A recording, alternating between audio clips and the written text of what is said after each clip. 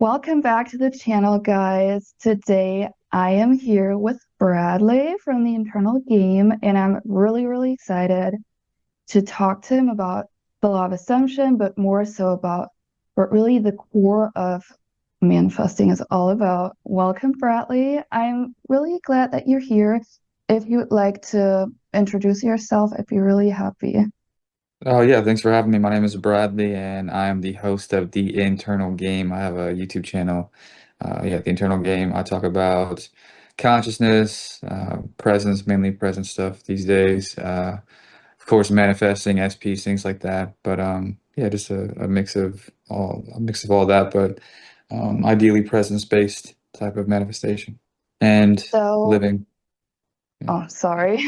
No, good. Yeah, you're So good. you were mentioning present-based manifestation. Could you go a little bit more into this? Because this is, to me, this is one of the keys is really becoming present. Yeah, because presence is what you are, right? Like it's what we all are. The moment right here, right now, without any identity, without any mental image of self and the world and things like that. Like the I am, the God thing that we say that we are, right? But um to me, presence is a easier way of going about it because the word God is filtered through whoever's perceiving it through their definition of God and how they kind of labeled it. And it, definitely in that ballpark. So like the idea is like we say we're God, we find out that we create our reality, that everything's coming from us, and then we're like, cool, I'm God. And like it's kind of it just ends up being another layer to the ego instead of like an actual realization that you're God. And because if that was the case, think about it. If we just found out that we were God, then why would we have any trouble after that? Why would there ever be any doubt? Why would there ever be any like, oh man, I have to affirm this a trillion six times to get this because I don't believe in my own ability kind of thing. It's just like, and that the end's already done. Like it's not really it's not even close to what this whole like God thing is. So when we get present and we get out of the mind stories, we can actually feel this thing. And so from that place, you're more of well, like a whole, complete, not lacking, not looking for anything type of vibe. And you actually don't miss life. And everything is coming from presence anyway. Everything comes from stillness and returns to stillness. So, I mean, I just thought it'd be a good idea to get in touch with that because I've also in the back in the day struggled with, um, kind of having this intellectual idea that I'm God and then like, but what seems to be the problem? Because I'm still crazy. I still can't make these things happen. I still think there's something wrong with me. I still think I'm doing something wrong. I still think like all these different.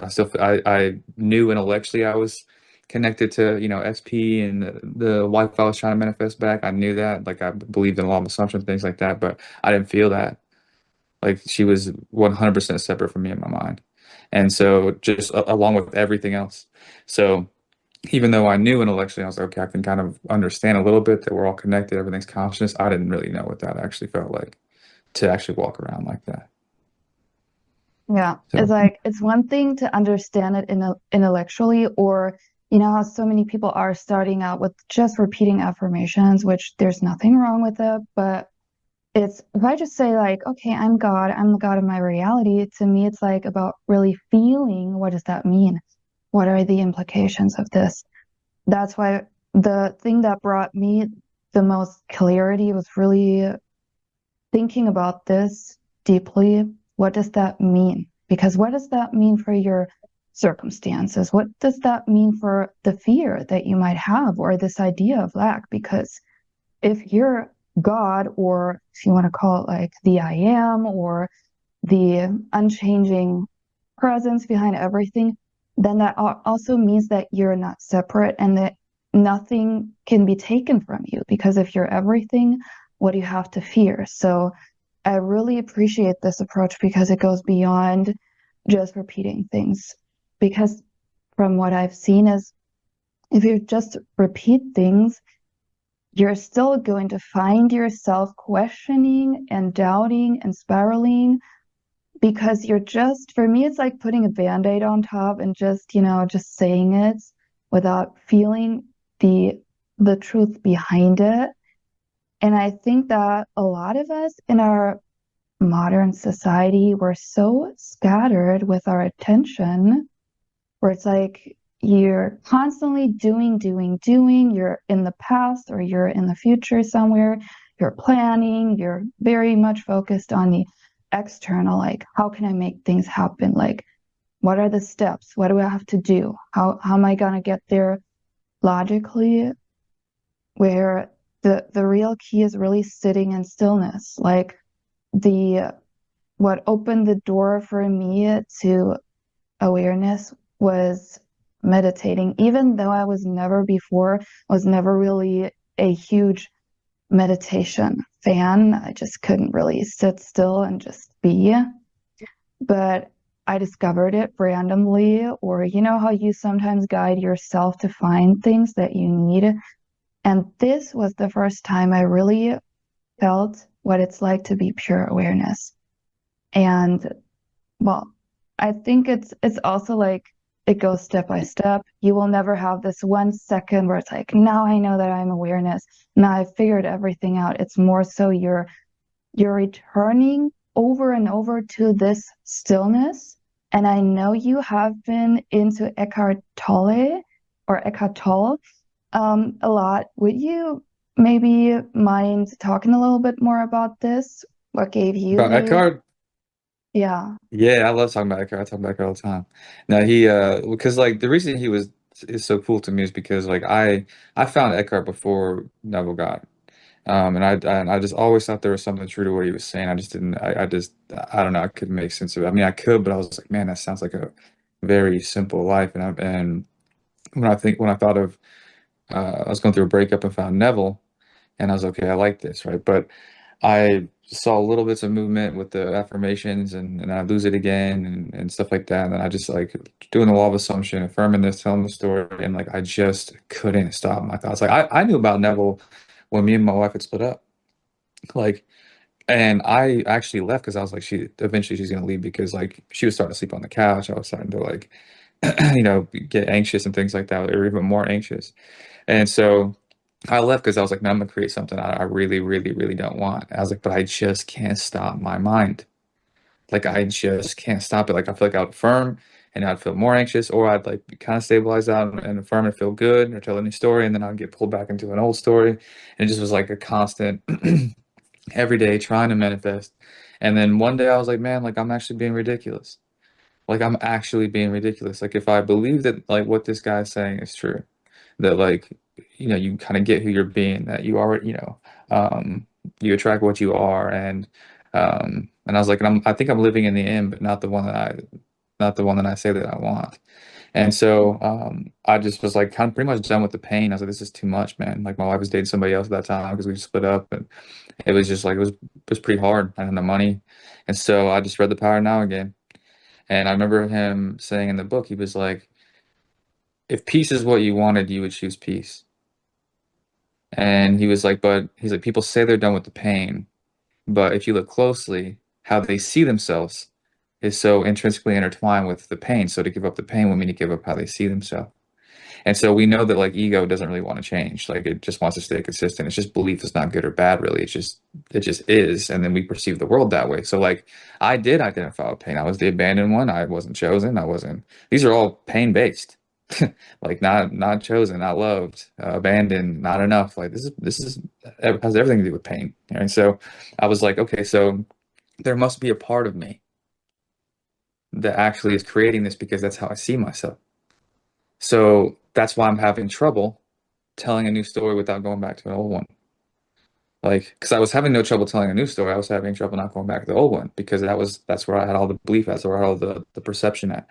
And so and I created the same experience over and over and over again. So I started to be aware of thought pattern. Like I talked about, just being aware of your mind and kind of just watching it instead of just latching on to every thought. And so like after a little while, this like kind of just dropping the idea of manifesting, I was like, I just kind of like, because I was going crazy. And I was like, I just need to be aware of my thoughts. I'm gonna put me as the actual priority now, and then like focus on my state of being. I don't care I don't care about anything else after that. Like obviously I wanted my wife back, but I was like at this point, like even if she came back, I would create the same scenario. Like I was still fearful. I was still insecure, and so I just started to be aware of thought.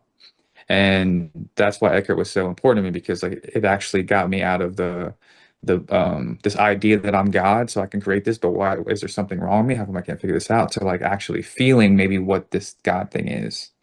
Because it's not something that you understand. It's something you feel and is understood. right? It's so it's like I just played around more in that area of just like being aware of my breath and being aware of thought, and I started to stabilize. I wasn't anxious Yeah. anymore. Yeah. And so, and then which was a great place to be, by the way. And so like, and I, yeah, basically I started to stabilize out and just kind of get deeper into the Eckhart teachings. And it just was like, I learned so much about everything that like, it was never about my person. I already had unhappiness. I had the attachment. I had the insecurity within me, and I just projected all that stuff onto them. And then they just reflected it back, kind of like Neville said. So it's just like, it wasn't, had nothing to do with them.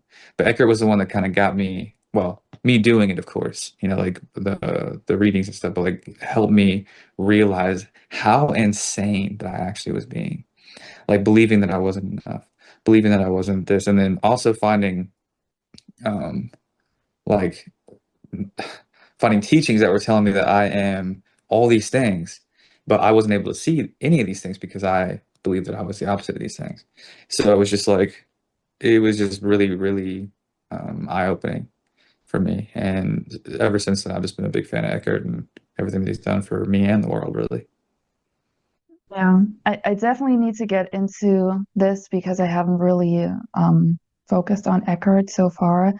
But what you were saying, well, first of all, it's like that's so profound because you can repeat it so many times, but if you don't feel it within yourself, if you're not Oh, being yeah. it, and that's also where, you were taking accountability and responsibility by really looking at the outside and really asking yourself, okay, what is this telling me about my inner state of being? And that can sometimes be the hardest part, where it's like you have to be honest with yourself because you can read so much and you can watch so many videos, but or use methods on methods, but it's really about who am I being right now? But also at the same time, knowing or, Dr.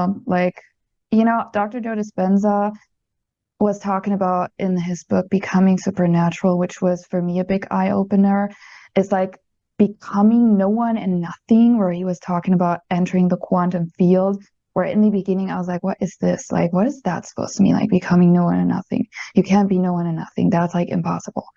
But really detaching from what you've been, what has been going on with your SP, all the fights, all the stuff that has gone down, like all the days where it didn't go well, detaching from all the roles you have taken on throughout your life, all these titles, all these avatars or whatever you've built up, and really only being in the now. Like this is something like we're not really taught how to do it. And for me, it's also not when I'm thinking about being, it's not a forceful thing. It's not a thing of I am forcing. It's just your true nature. So you don't even have to force or push against the circumstance, but you're just dropping into the you that you are. What you were saying, I think you were saying like the presence-based identity, which is not to confuse with identity as in I'm attaching myself to all these things, but you're in the I am, in the pure awareness. And then, like, the pure awareness does not fear. Like, for me, whenever I'm limiting myself, whenever I'm thinking, oh, I can't have this, or I have to be afraid of this, there's a circumstance in the way I'm not in the I am. Because the I am would never perceive, when you're in the I am state, you don't perceive all these limitations. And what was interesting for me to learn about myself in my own SP journey was, let's say you're coming out of a relationship where there's been ups and downs a lot, it can also be you can be almost afraid of the wish fulfilled, where it's like, what if it's really that good, And what if there's really nothing in the way? And what if what I long for, this feeling whole and complete, is available and it will not go away and no one will take it away? What then? What if you could really be at peace? Because that can be as scary as other things, Like sometimes we don't even see the deep layer where everything is coming from. But by becoming aware, you can reveal everything. Like, I think there's also nothing within your mind talking about anxiety or talking about, whenever we're saying to ourselves, like, oh my God, what is wrong with me or whatever, Like there's nothing that we need to be afraid of, essentially, because there's nothing within yourself that is so scary or dark that you can't look at it because you are like the light itself. So if you shine the light on it, it's not scary anymore. It's only scary if we like push it away Exactly. and say like, "Ah, I don't want to look at that. No, I'd I was rather just talking prefer about not that the other to day. look at it. I'm just gonna bury it under a couple of affirmations. It's gonna be good in the end." But then that's why I'm thinking like whenever a doubt is coming up, I am seeing it as an opportunity. I'm like, okay, bring it on. Show me what's there. I want to work with it because I'm not scared anymore. Yeah. That's great, and I really appreciate that. And that's to me, that's how it's supposed to be. Is like really just recognizing the illusion of fear in mind in general. I don't care about the outside manifestation. That's happening, right? Like that's going to be a reflection of me. Manifestation is a have to. Like you're constantly manifesting. There's not a you're always getting reflection. So like why if that's the case, then really, really get in tuned here. Like I think I focus more on self mastery and like a return to truth more so than I do manifesting these days because you take care of that, the outside takes care of itself. It is Yeah. you. There's no separation between that. So, yeah, I like that whole approach of just like you said earlier about returning and returning, and but again, I think the it's recognizing that like if we've identified as unhappy then that means that we are scared of happiness and we're not, and we don't want that unconsciously, right? Doesn't mean that like consciously we're like, no, that sounds crazy. No, like I want to be happy. And Mm. it's like, well, or I want to be chosen, I want to be picked. But like, think about the people in, SP is a big deal on my side. I think everyone's side. I'm sure you've probably experienced SP stuff, right? And just look at it SP based for a second. Like, there's been people who the person left or they ghosted them or whatever the case may be. But like, that person was there in their physical reality, right? Like they were actually in their physical reality. And they were still fearful, insecure, and doubting everything and perceiving this person as separate and thinking they were up to no good or thinking they didn't want them anymore and all this stuff. Even though this person was in the physical, probably telling them they loved them at first. Then eventually, of course, things get pushed out. But like then without the physical or with the physical separation, they're like, because I've done this, man, it'll all be okay if I could just get this person back. But it wasn't okay before. Like it's all illusion. I had my wife, like, and then I started to perceive her as like maybe up to no good or being deceitful or certain things, and then she started to get the space was created in the physical, and then I left because I was scared, stayed scared, and then we split up, and then I remember thinking, dude, I just want her back. I'd be so much better off if I just had her back, and then when I started to have those realizations, I was like, dude, you had her. Like and you still were like it wasn't like you were just happy. You were looking for shit. Like actual shit. Like so it's the illusion that like these people complete us when like we don't even unconsciously know that we're sabotaging it. That we don't actually say or we don't actually want what we say that we want. And so like we have to bring just like you said, I love that because I was just talking about that. Like you have to like walk in the room and turn the light on. And when you turn the light on, you see the contents of the room. That's it. But if you're out in the hallway, like imagining something is scary in the room, then you'll even start hearing things. Oh my God, what was that? You'll freak yourself out. But if you just walk into the room, turn the light on, and look under the bed, there's nothing there. And so like that's what it's about bringing awareness to these stories of the mind. Because the stories are coming from the belief system. So like you don't need to go dig up the belief. Just start watching the stories and not identifying with them. And more will come. More will come up. And you'll be able to look at that too and say, oh, okay, oh, no wonder I was like that. And then you can just like start letting these things go. But that's pretty much all that it really is about is really, really committing to that part of the experience, the internal part of the experience the hey let me see what's going on with me because I keep experiencing the same thing over and over and over and over again so it clearly can't be about them like so why am I still focused on them like I have to make a decision at some point to go within and figure some things out. Yeah. Yeah. That's so true. And it's like there are two things I want to say. Like one thing is oftentimes we're kind of, and I've been there too. I mean, we've all been there. where you're waiting for this person to, to love you, or you want this love, you feel like you need it. And you have to, I think, also understand that the love you feel for this person is only, you can only feel it because it's already within you. So that love that you're looking for is within you already. So, and you can only see them in this amazing light because that's what we do in the beginning, especially when we're, let's say we meet our SP and oh my God, it's so amazing, such an amazing person, put them on a pedestal, quote unquote. And it's like you can only see that within this person because that is the love you actually have for yourself. But when we only give it out and make our happiness dependent on the other person, this is when it's almost like you're interrupting the flow. It's, for me, it's one of the biggest realizations for me when it comes to love and relationships was like that I don't need this person to be happy.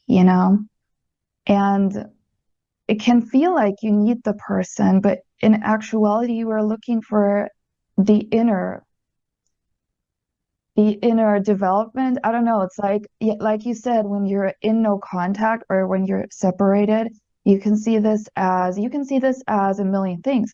You can see it as, oh my God, this is horrible. Or you could see it as, okay, what is the opportunity here?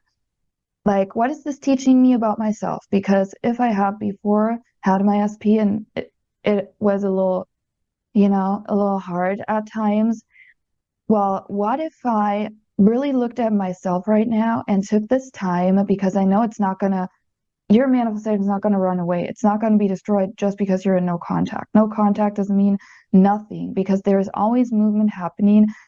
Whenever you're shifting within, everything's already shifting. You don't have to have a text or you don't have to see the person to know that things are shifting.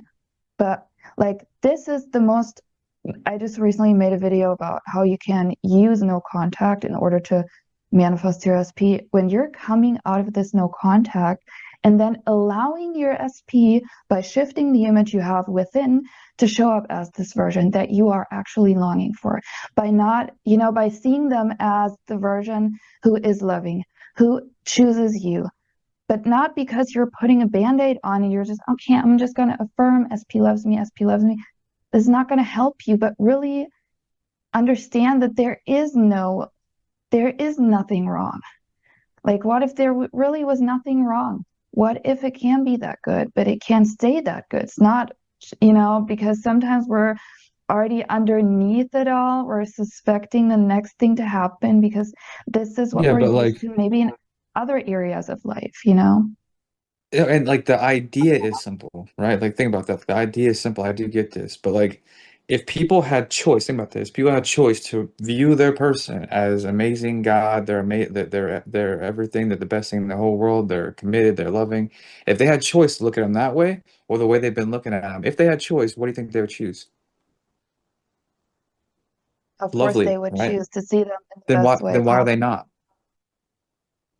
Like Well, it's and like because, this is the question yeah, that I ask people, like why are you not then? Because we don't have as much choice as we think we do when we are yeah. unconscious.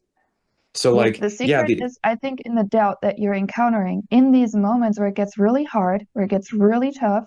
This is the key. Because if you can, as you say, shine the light of awareness on it, like put the light on in that little room, and then you see, oh my God, like the monster that I thought was like a huge not monster in there. the corner trying to, I don't know, like, Yeah. but you turn the light on and you're like, that's it? Hmm. Like, I mean, for me, one thing is like the inside of you. That was an insight for me. That's like a personal insight. I don't know if it's like very general, it applies to a lot of people, but also this when we're changing ourselves to be liked by this person, almost like earning their love. What can I do to make this person love me? Or how can I impress this person? Or what if they don't like this about me? Oh my God, what if there's like one thing? And then you're always walking on eggshells, like, oh my God, what if like there's one thing a person's not going to like me anymore? But for me, the learning was also in really risking being rejected, risking this. the thing that you're afraid of. Like when you're afraid of, let's say you're afraid of SP would maybe reject you in your imagination, where it's like it's not a fact, but you're kind of running through this in your mind. But what if you really risk to put yourself out there as you are? Because thinking about it, what do we really want in a relationship? We want to be loved for who we are. So if you can't be your complete, or let's say the self that you are without the layers on top, like without the fakeness or without all the masks that you built up over the years, if you can really be yourself, this is the foundation. Because the way that I was going into relationships was more so coming from a place of like playing a different person almost. And then I was like, oh my God, but what if I drop the mask? Because once you start in that relationship by playing a role and trying to be liked, is like, when can you drop the mask? Because if you were to drop the mask, your brain is like, okay, but what if this person's going to reject me because now they're used to this? And what if I really show the real me, quote unquote? So it's like sometimes we have to first meet the fear to see that there was nothing to fear about. And I think this is where your analogy is so amazing with the light, because for me, metaphors make it more understandable. I don't know, it's like very abstract, but the way you put it with the light, it's like you turn the light on and it's immediately on. It's not a waiting process. Like when you're aware of it, you see it as it is. Like, I don't, I was rambling. No, it's okay. No, no, I mean, it's true. Like, I mean, the fear. I actually try focusing on that like more than anything. Is like recognizing that this is mind chatter.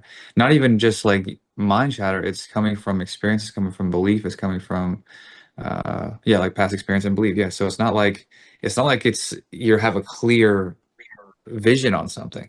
Like if you're in an anxious state and you're like fear of being rejected, which carries the seed of being rejected, right? Because you're walking there with fear like that. Like it's just and you think that you're perceiving it correctly, like as this person is connected to you, or this person is the same as you, or they are God, and are you even perceiving yourself as God in that moment?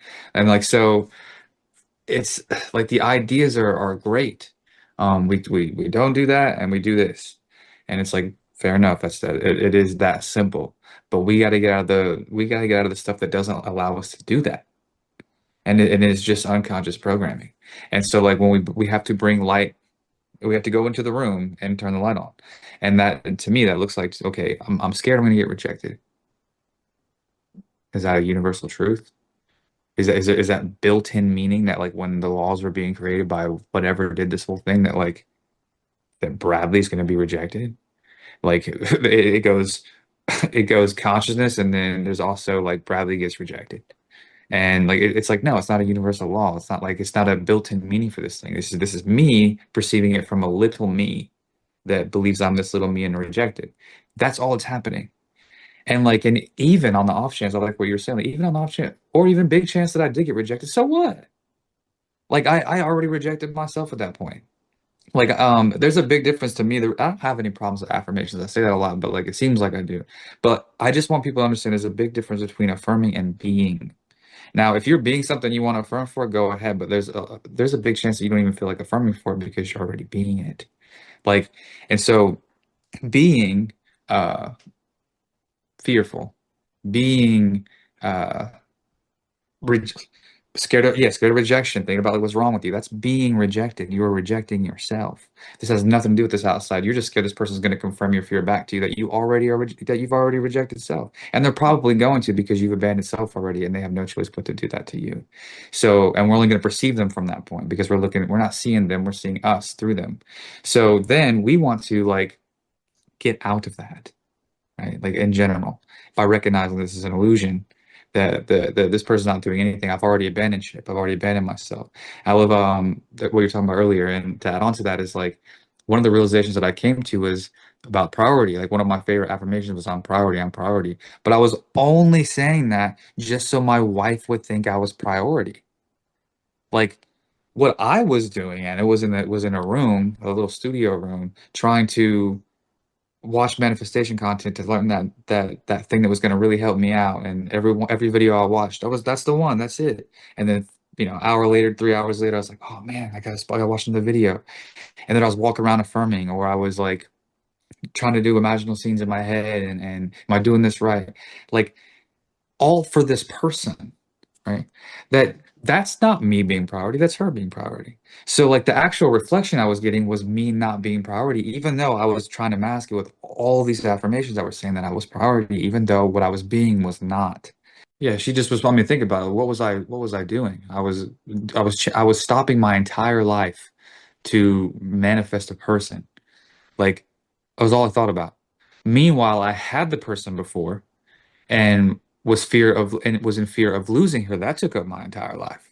Or and creating meaning what she was doing. Oh, she didn't call me when she got home from work, on the way home from work like she normally does. Like so one end was pushing it away, and then this end was like dropping my life trying to get it back when I had it and pushed it away. It was like I was 100% being insane. Now, I didn't have conscious awareness of this. I just thought like, oh, I'm affirming, I'm doing this, I'm doing this. Like, oh, I got like, why is it not happening? Holy shit, all these manifestation videos must be shit because like how are they getting it? But I can't. I'm God, remember? Like it just was chaotic. I was chaotic, and that's what I was experiencing. So when I read the Eckhart again after maybe fifth, sixth time and was like finally ready to like do some stuff in the book, then I was able to like see with some space, some awareness of the program of how I was actually being, and it made perfect sense as to why I was experiencing what I was experiencing. I was like, oh, well, no wonder, dude. And then because I kind of freed myself up from that, like those chains of the state and being locked into those mental like thought patterns, I was able to like, oh, all right, I'm gonna go do this now. I'm gonna go do something else. Like just because I felt free, and actually, key part though, I actually wanted out of those chains. Like I actually really was like, dude, I'm done with that.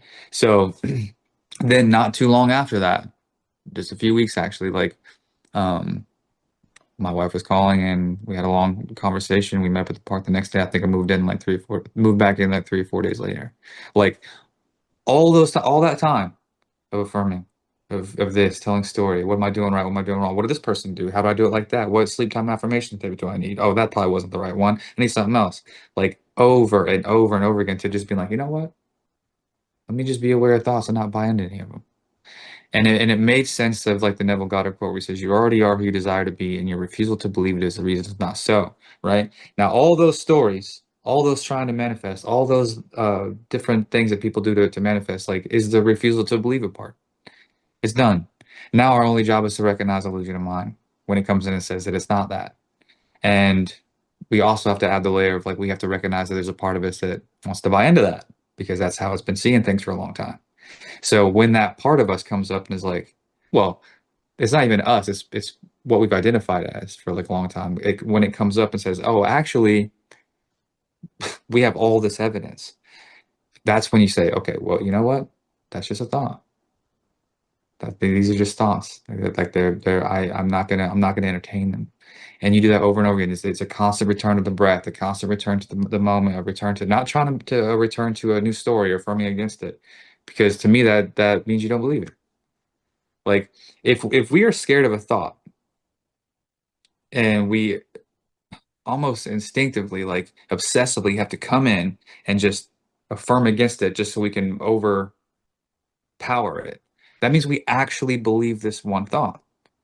Or you can affirm against it and trip yourself up, or you can just say that's a thought.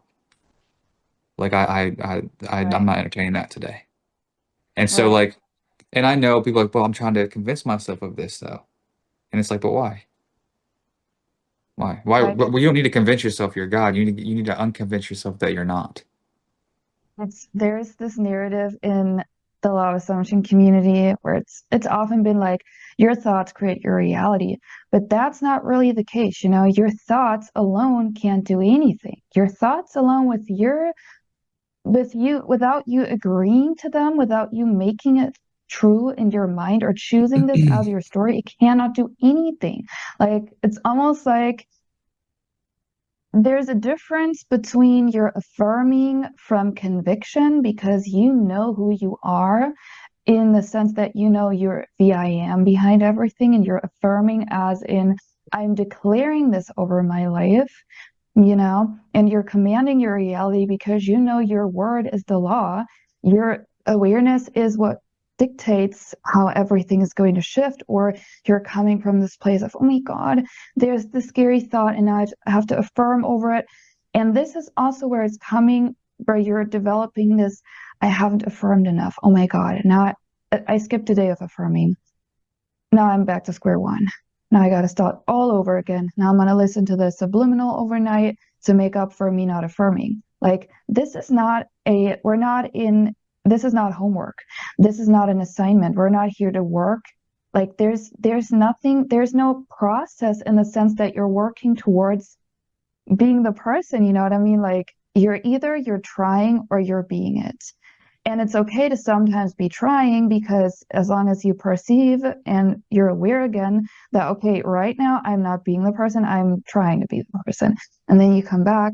But it's like, for me, it's as long as you still think that there's one more affirmation that you need to say, or one more script that you have to write, or one more method that you need to try out to manifest your SP or whatever, then you're trying, then you're not embodying. Like, and this is also why, I mean, sure, we all have patterns in a way that we pick them up maybe from the past, the way we've grown up, what happened to us, maybe even in friendships or whatever, all kinds of relationships.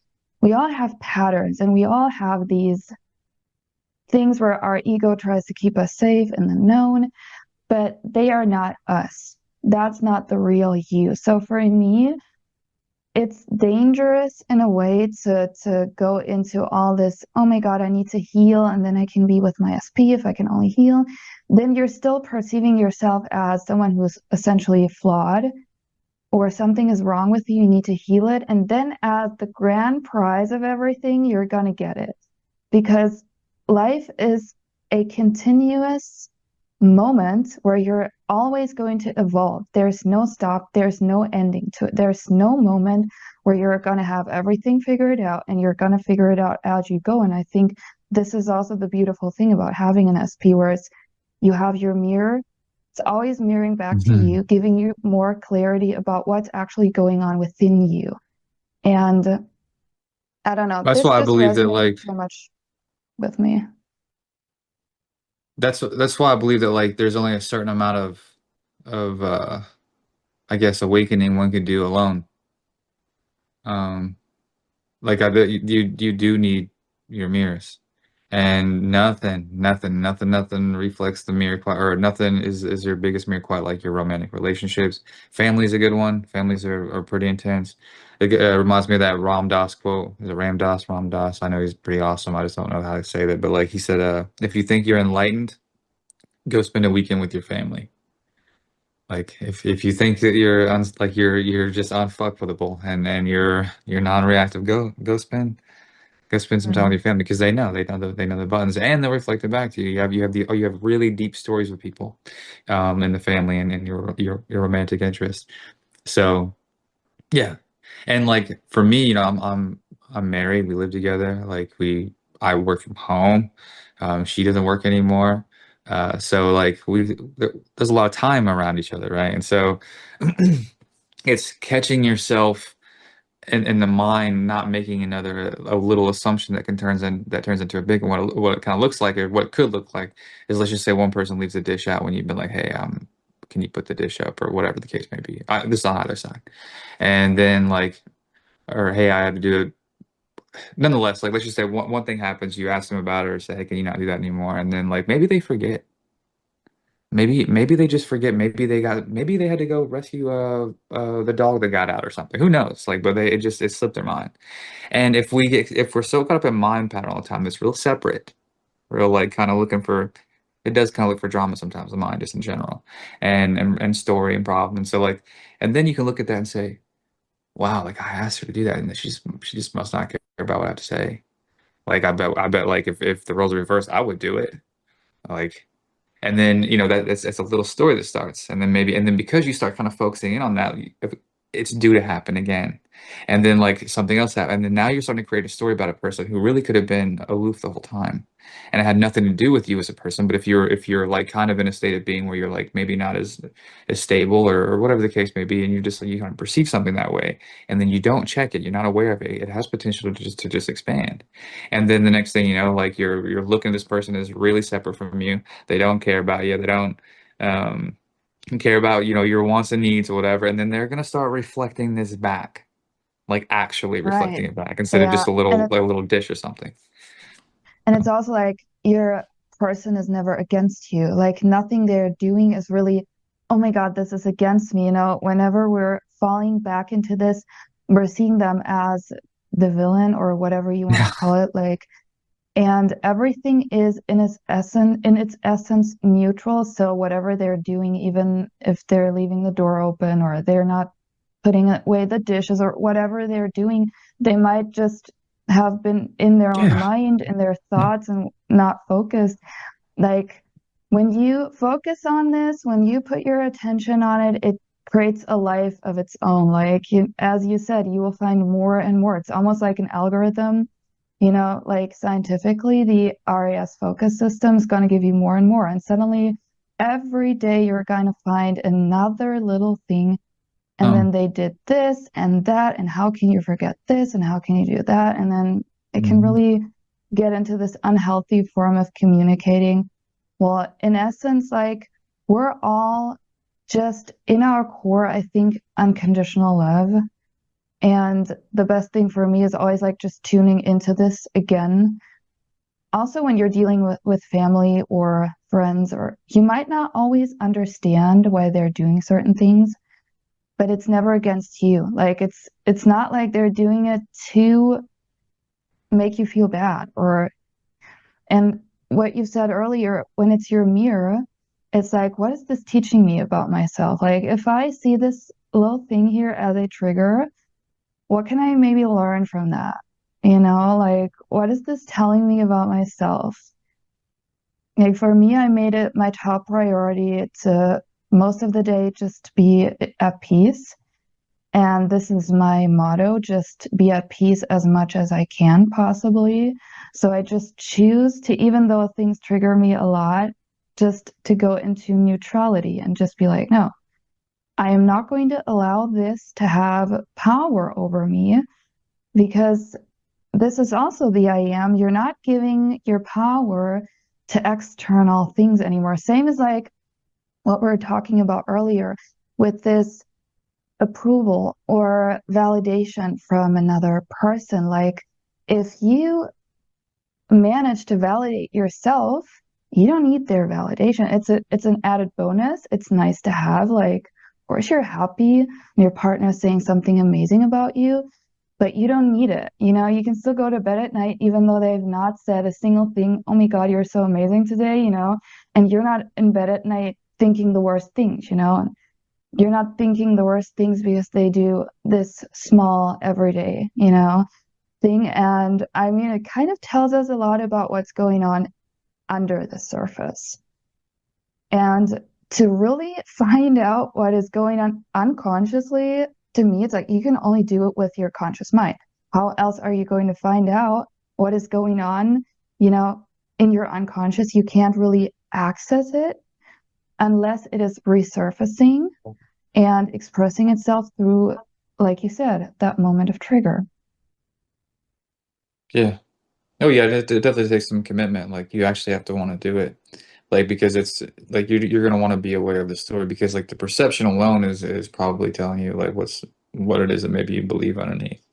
The the stories, the constant return to a story that kind of just all it does is really just refuel a little me identity and recognizing that in the moment, like dude, like what is this really like if you're just in a kitchen making a pizza and you're lost in your mind, like with super judgment of this SP or this person about what they do, how they say this again, you're gonna say this, and how could they do that because they're this and that. Like, take a look at that, right? Like now, imagination, of course, we know has a big influence on our reality creation in the sense of like being intentional, like hey, this is what I want things to do, and it gets our state. Um, centered up sometimes. But wouldn't you want to be able to use it like intentfully? Like, wouldn't you want to be able to use your mind like intentfully, like instead of just like having to like it use you? And that's what Eckhart Tolle said. He was like, man, and he's like, as long as you're identified with mind, you don't use your mind uses you.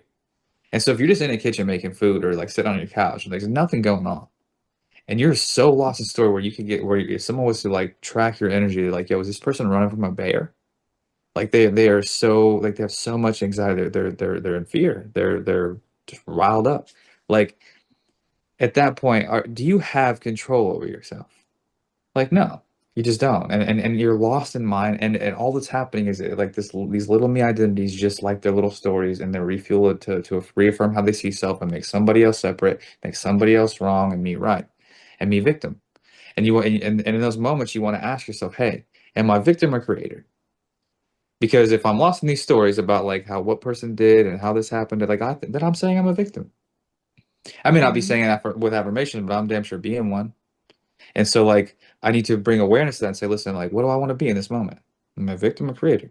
And just bringing like little simple awarenesses to the awareness to the stories in those moments and saying, listen, like I got caught for a second. I was being a little victim, but it's okay. I'm back. Return. Like, out of story. And you do this over and over and over again. And then you'll break these connections that you have, this momentum with these stories from the belief systems, and you'll put gaps in it. And they weaken and they weaken, and then you'll start to see things a little bit differently. And it's just it's just a process, but it's doable. And if you actually really, really, really want out of the chaos, like we consciously say we do, then that's what we gotta do. We gotta break the pattern. Simple enough, kind of. And yeah, and essentially this is made or achieved by awareness, because we can make it very complicated by using all these methods and, turning it into almost like a science where it's like the law of assumption is so complicated or manifesting. It's like it's all just who are you aware of being? And like who are you or what are you aware of being right now from moment to moment? Exactly. It's I always say, man, the idea is the law is simple. Law is very simple. Mine, not so much. So like if the only thing stopping you is this belief in separation and pretty much being addicted to keeping this little self alive, if that's the only thing that's stopping you, then don't worry about the manifestation. It's already yours. Now you got to go to the thing that you keep buying into, this keeping this thing from you. Yeah. So and then stop buying into it, and it'll die off. But yeah, Anna, thanks for Um, having me, and hopefully we can do another video soon or at some point. Yeah, it's an honor to share the space with you. I just probably want to leave the people with one thing, and that's don't believe your mind. It doesn't. It's very, very limited to perception based on experience and belief systems. So like, it's not true.